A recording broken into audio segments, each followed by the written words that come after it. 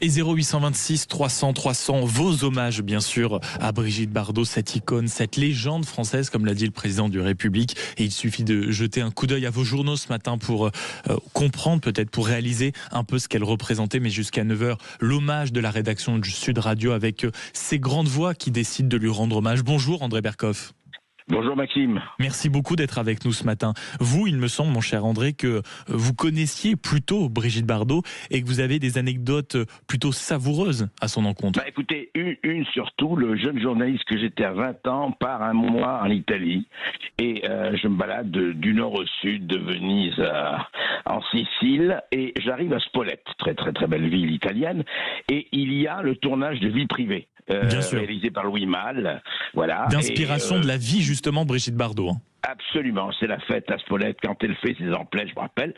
Et puis je me balade, vraiment, j'essaye même pas, il y avait une foule totale. J'étais un petit journaliste, voilà, je commençais. Et puis je me balade je me rappellerai toujours, je me balade dans les rues, à un moment donné, la porte s'ouvre d'une petite maison, un petit appartement, mais c'était au rez-de-chaussée. Et je vois Brigitte Bardot, et derrière était un peu Louis Malle. Et je reste comme ça. Et je n'arrive même pas à lui dire, écoutez, je suis journaliste Brigitte Bardot, tout ça. J'étais tétanisé. Oh, ça a duré 5 minutes, puis elle a fait même pas 2 minutes, elle a fermé la porte.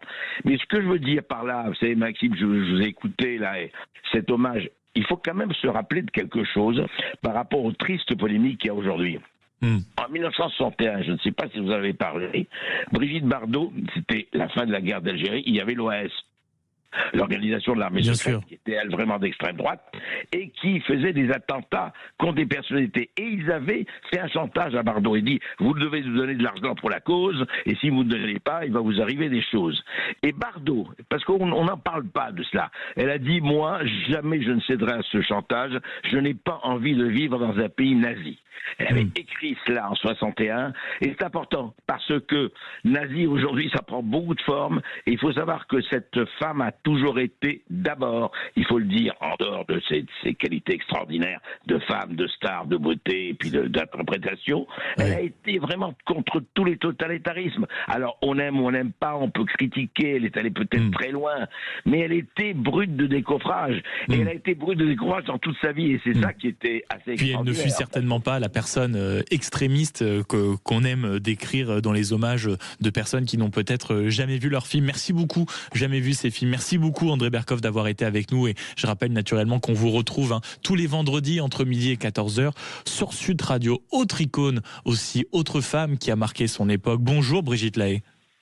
Oui, bonjour à tous. Merci beaucoup d'être avec nous ce matin. Pour une femme comme vous, Brigitte, qui a incarné aussi une époque, une sensualité, les femmes de toute une époque qui avait rayonné, comment vous regardez, quel souvenir, quel rapport vous avez avec Brigitte Bardot ?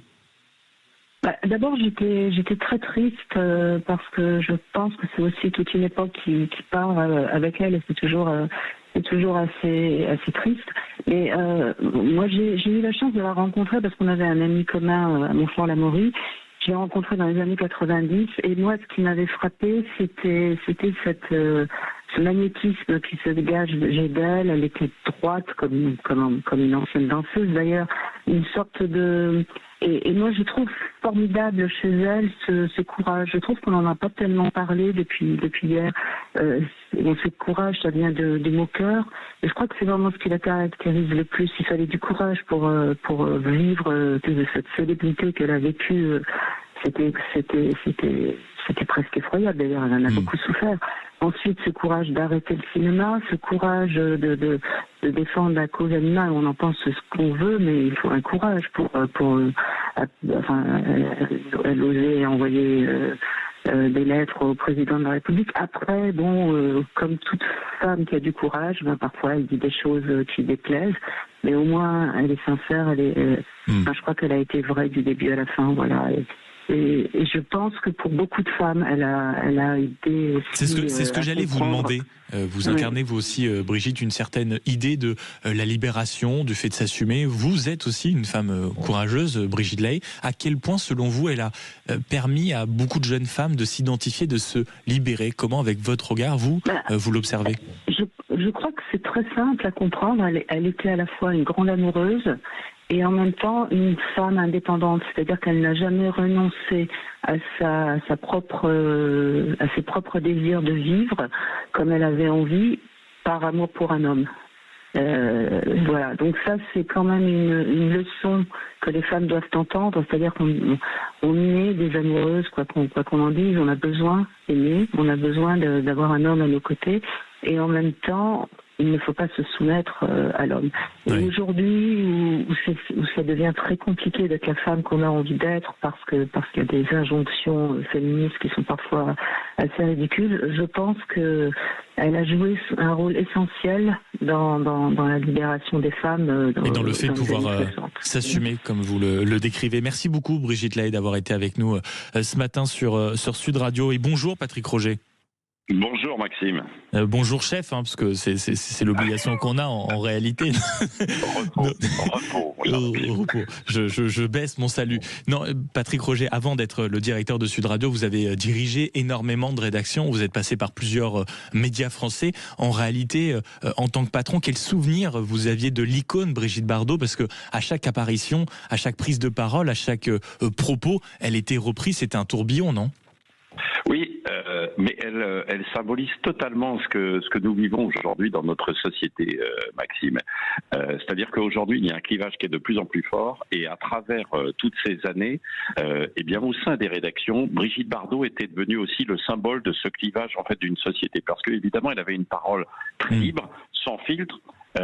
Une parole peut-être aujourd'hui qu'on ne peut plus prononcer telle qu'elle pouvait être prononcée il y a 20 ans ou 30 ans, bien sûr, parce qu'elle avait des... on est dans une époque où aujourd'hui on doit être responsable de ses propos. Et Brigitte Bardot, comme le disait à l'instant Brigitte, était authentique et sincère et brute de décoffrage aussi, comme le disait en fait André Berkoff. Et elle symbolisait tout ça. Et résultat, eh bien évidemment, à travers toutes ces déclarations, dans les différentes rédactions, ces déclarations étaient prises différemment, selon un positionnement... Elle clivait même outre les propos, c'est-à-dire que ça crée les scissions dans les rédactions entre ceux qui soutenaient, ceux qui étaient contre, oui. Voilà, totalement. Ce qui se passe un petit peu en fait aujourd'hui dans notre société, eh bien ça s'est passé aussi à travers les déclarations de Brigitte Bardot quand elle a été condamnée. Mais même déjà à l'époque en fait, bien sûr, où elle a pris à bras le corps ce combat effectivement de défense des animaux de façon assez radicale, où elle s'en est prise en fait aux chasseurs. Et puis bien sûr par rapport aussi à une population en fait musulmane, où évidemment ça a commencé à déchirer, à avoir des dissensions au sein des rédactions elles-mêmes, quoi. Elle est le miroir d'une époque, et elle a contribué elle-même à façonner Brigitte Bardot, sans peut-être s'en rendre compte totalement. Vous parliez de ce clivage qu'elle déclenchait. On se rappelle de l'anecdote qu'elle-même racontait, c'est-à-dire détestée, adorée par les hommes, mais aussi détestée par les femmes, persuadée à une certaine époque que Brigitte Bardot leur volait leur mari, qu'elle déclenchait chez eux des envies et des pulsions sexuelles absolument inavouables. Il y a aussi, Patrick Roger, ce qu'on racontait tout à l'heure, c'est-à-dire qu'il y avait l'aspect Brigitte Bardot, et on pose la question ce matin sur les réseaux sociaux, l'application, le site. Est-ce que pour vous, c'est aussi la fin d'une icône française? Est-ce que c'était la dernière? Probablement l'une des dernières, oui, probablement. Moi, hier, j'ai immédiatement pensé aussi à Delon, Belmondo, ces personnages mythiques dans le cinéma français, mais qui étaient aussi évidemment une représentation de ce qu'était en fait la France des 30 Glorieuses, telle qu'on l'appelait aussi, qui s'éteint, qui disparaît évidemment, avec... même si on n'était pas d'accord avec ce qu'il disait, une forme quand même de respect pour ce qui était...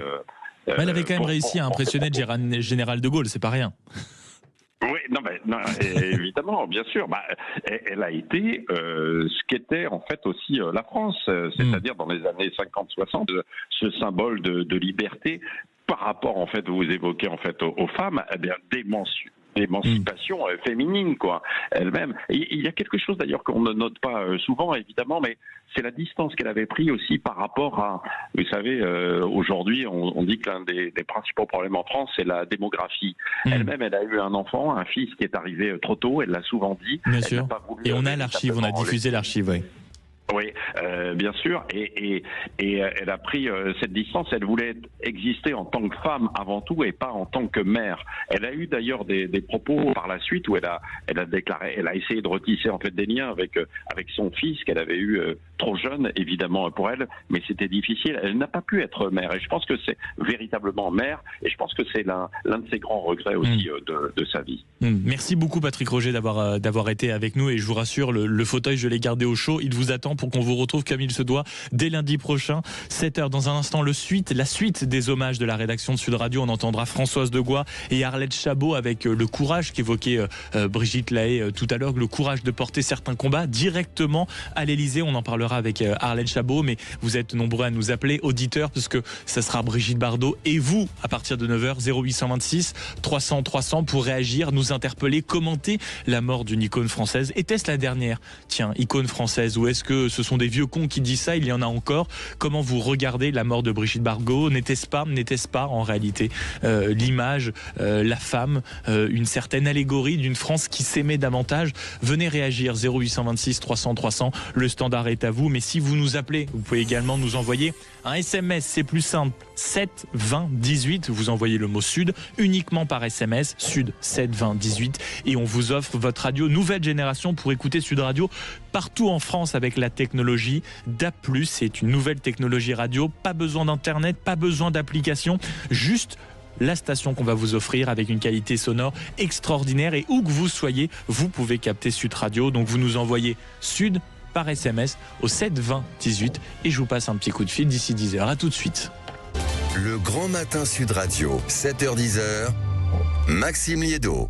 Et on est ensemble jusqu'à 9h avec l'hommage de la rédaction de Sud Radio à cette icône, à l'insolente, à l'incandescente, à la brûlante, à l'unique Brigitte Bardot, disparue il y a quelques heures, qui incarnait la France, le cinéma français, doué aussi bien à travers les caméras qu'à travers un micro, où bien sûr elle a rayonné aussi en chanson. On a entendu tout à l'heure cette merveilleuse chanson d'amour par Serge Gainsbourg, Je t'aime moi non plus. Et c'est souvent ce qu'on se dit avec Françoise Degois. Bonjour ma chère Françoise. Bonjour mon cher Maxime. Non, je vous aime tout court, vous savez. Mais moi aussi, et c'est réciproque naturellement. Comment vous, qui êtes une femme, qui avez connu la politique, Françoise Degois, donc qui connaissait comme ça tous ces rouages, comment vous regardez, comment vous observez le courage de cette femme qui n'a pas hésité aussi à aller au contact avec le monde politique quand il s'agissait de défendre ses idées? Oui, je regarde cette femme qui était libre. Vous savez, Brigitte Bardot, c'est la liberté incarnée. C'est la liberté absolue de quitter. Déjà, vous vous rendez compte ce que ça signifie de quitter vraiment les plateaux de cinéma, les feux de la rampe en pleine gloire à 38 ans. Vous imaginez, tout le monde veut tourner avec elle. Et elle décide de se consacrer à sa passion. Donc, je dirais que c'est ça, Brigitte Bardot. C'est la liberté absolue, y compris la liberté d'aller, si vous voulez, d'aller dans des combats, dans une densité qui parfois, moi, évidemment, en tant que femme de gauche, m'ont dérangé. Mais c'est pas ça que je retiens aujourd'hui. Je retiens la liberté absolue. C'est vraiment, pour moi, c'est cette incarnation. Vous savez, Maxime, tout le monde rend hommage à cette scène mythique de Et Dieu créa la femme, où elle est évidemment sensuelle, elle danse pieds nus sur le mambo avec ses mains qui remontent des chevilles jusqu'aux cuisses. Oui, mais c'est pas cette Brigitte Bardot là que j'aime. Et je pense qu'il y a un côté un peu, Patrick Roger parlait de sa maternité, quelque chose qui va faire un peu à côté. Moi, je pense qu'on est passé à côté tout simplement de l'actrice. C'est-à-dire que Brigitte Bardot, pour moi, elle fait un immense film qui s'appelle Le Mépris de Godard, qui était vraiment un film où elle donne sa quintessence vraiment de capacité à être une très grande actrice. Et on est un peu passé, si vous voulez, je pense, à côté et elle-même est un peu passée, peut-être à côté de sa qualité profonde d'actrice. Moi, j'aurais adoré voir Brigitte Bardot sur une scène de théâtre. Je pense que elle avait cette puissance-là, cette incandescence de ce que vous disiez, cette insolence. Donc voilà, je suis ce matin, je pense que après, vous savez, j'entends la dernière icône, ça me fatigue en fait ces phrases. Et d'ailleurs, je vois que vous ne les prononcez pas, vous posez des questions. Je pense que chaque époque fabrique ses icônes et qu'il reste encore une icône. Franchement, c'est Catherine Deneuve. Honnêtement, tout le monde. Et Fanny Ardant, avec Isabelle Adjani, ces trois femmes encore bluffantes. Imaginez Catherine Deneuve. Alors elle est la glace face au soleil. Mais c'est une puissance aussi. Donc moi je ne suis pas en train de faire les nécrologies des icônes, mais je pense que chaque période fabrique ses icônes et tout ce discours passéiste de cette France. Ce fut une icône, François Degois. Vous conseillez à l'instant de revoir Le Mépris. Je parlais tout à l'heure aussi, puisque vous parliez d'une puissance d'actrice, ce film extraordinaire qui est La Vérité, avec un tournage absolument sensationnel. Et là aussi, une puissance d'actrice considérable et peut-être pas le plus connu, mais le plus prodigieux, en tout cas pour sa carrière d'actrice. Je regrette vraiment cela pour Brigitte Bardot. Vraiment, je regrette. Autant Catherine Deneuve a pu mettre vraiment en valeur la quintessence de cette actrice sublime qu'elle est, autant elle n'a pas pu. Et c'est vraiment le regret que j'ai. Et c'est aussi sa décision et c'est aussi son choix. Et moi, je suis un peu agacée par la bataille qui se livre. C'est une bataille gauche-droite qui est un peu rance et qui m'ennuie beaucoup depuis hier. Moi, malheureusement, de ça, on aura l'occasion d'en reparler. Merci beaucoup, ma chère Françoise Degois, d'avoir été avec nous ce matin sur Sud Radio et d'avoir rappelé en effet la carrière d'actrice, peut-être trop cliché selon vous, mais qui mérite une panoplie extraordinaire. Et on termine ces hommages de la rédaction de Sud Radio avec vous, Arlette Chabot. Bonjour. Bonjour. Merci beaucoup d'être avec nous ce matin. On en parlait, la puissance de ces combats, la façon aussi de ferrailler avec les politiques quand il s'agissait de décrocher des victoires symboliques, en tout cas pour avoir gain de cause dans les combats qu'elle menait. Quelle est l'image de la femme que vous retenez, Arlette Chabot, ce matin, le souvenir précis peut-être de Brigitte Bardot? Alors évidemment, je rejoins tout à fait François sur l'incarnation, l'illustration absolue d'une liberté totale et des choix assumés. Et puis alors moi, hier, j'ai pensé tout de suite à cette image de Brigitte Bardot arrivant à l'Élysée où l'avait invité le général de Gaulle pour une soirée, parce que quand même, le général disait « La France, c'est de Gaulle et Brigitte Bardot ». C'est pas rien. Ça n'est pas rien, quand même. Son image, cette tenue qui avait interpellé tout le monde, effectivement avec une Yvonne de Gaulle qui n'était pas très contente, qui s'interrogeait sur l'intérêt d'inviter Brigitte Bardot à l'Élysée. Et ensuite, et c'est vrai qu'elle a été une interlocutrice de tous les présidents de la République. Elle avait une préférence pour la droite, évidemment, mais elle a discuté avec tous les présidents pour faire avancer sa cause, c'est-à-dire la défense des animaux. Ça n'est pas rien. Encore une fois, c'est évidemment les importations de tous les produits ou des peaux de phoques jusqu'au refuge, jusqu'à sa volonté de faire interdire la chasse à courre, enfin tous les combats qu'on connaît évidemment, l'abattage rituel, etc. Tous les présidents ont reçu des messages ou ont rencontré Brigitte Bardot venue défendre sa cause. Peut-être non ricaner un peu, on va dire les choses. Les Français disaient Brigitte Bardot, la cause animale, c'est une blague, mais elle la défendait vraiment formidablement. Et elle a eu raison avant tout le monde. Elle a eu raison avant tout le monde, et jusqu'à Emmanuel Macron, vous vous souvenez, qu'elle n'aimait pas trop parce qu'il est l'ami des chasseurs, disait-elle, et puis la volonté pour elle que Paul Watson, qui était le grand militant et qui est toujours un grand militant écologiste, puisse venir en France, trouver lui aussi refuge et paix en France et ne soit pas extradé par la première ministre danoise, à laquelle elle avait écrit d'ailleurs pour lui demander de ne pas le renvoyer au Japon parce qu'il se bat, on le sait, contre la chasse à la baleine. Donc c'est un combat permanent avec des politiques. Je rappelle aussi qu'elle avait soutenu les Gilets jaunes parce qu'elle trouvait qu'on les traitait comme de la merde, je cite Brigitte Bardot. Donc voilà, ce sont ces combats. Et c'est pour nous la nostalgie, c'est-à-dire, franchement, elle incarnait la France. Et ça, c'est pas mal, quoi. Il n'y en a pas beaucoup aujourd'hui qui vraiment... Et d'ailleurs, le général de Gaulle l'avait choisi précisément pour être Marianne, et vous parliez de ce qu'elle pouvait représenter quand on a demandé en 1981 via un sondage quelle femme finalement a le plus fait pour l'image de la France. Arrivée en tête Simone Veil à 55% et Madame Brigitte Bardot à près de 40%, donc qui se rapprochait dangereusement. Merci beaucoup Arlette Chabot d'avoir été avec nous ce matin via un coup de téléphone pour rendre hommage à Brigitte Bardot. La liberté bien sûr de Brigitte Bardot, l'insolence, l'incandescence, la beauté, le talent aussi, la provocation. Quel regard portez-vous sur Brigitte Bardot? Était-ce, Françoise Degois, fidèle à elle-même, commençait déjà à rouspéter sur cette question, mais était-ce la dernière icône française, ou heureusement il nous en reste plein? Que représentait pour vous Brigitte Bardot? Était-ce la femme insolente qui a bousculé les mœurs d'une époque tranquille, ou au contraire c'était la représentation, l'incarnation totale de la liberté, et en tant que femme elle a permis beaucoup de choses, elle a permis de progresser dans certains combats. Auditeur de Sud Radio, dans une poignée poignée de secondes. Vous avez la parole. Vous nous appelez 0826 300 300.